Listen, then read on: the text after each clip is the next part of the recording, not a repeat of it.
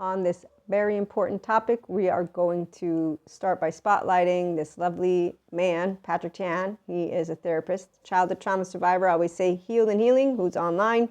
You can find his posts on his community.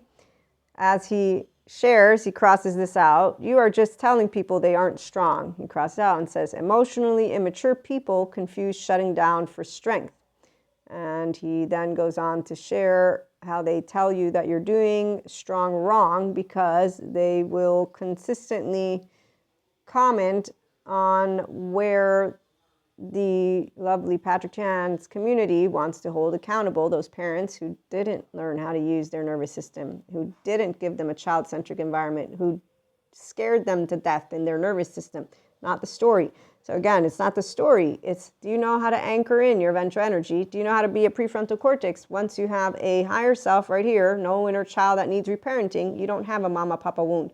And you don't numb yourself. And so here's, again, Patrick Chan. Strong emotions, he says, or expressions about your trauma are selfish and downright blatant victimhood in the version of those who have emotional maturity. In fact, they avoid doing all the work and they call therapists bad, the good therapists that do EMDR, child parts work, somatics, like the fancy lady in a suit. I'm going to, rip down the modern day therapist because they're trying to make you without emotions, stupid person, but they're manipulating words. In fact, the only people who are worried about manipulation in the very way that the adaptive child part people are, because they're manipulable and they manipulate each other like Diego's family.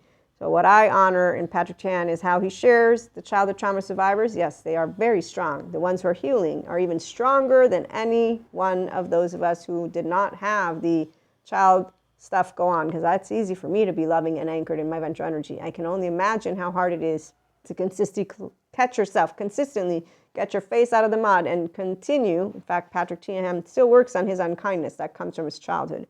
So he says, we're strong because we've repressed what happened and went numb. Leaving our bodies takes a lot of energy. As kids, we raised ourselves and showed up for our parents' emotions more than they showed up for us.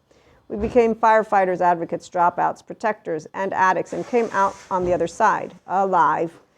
We took a lot and still do.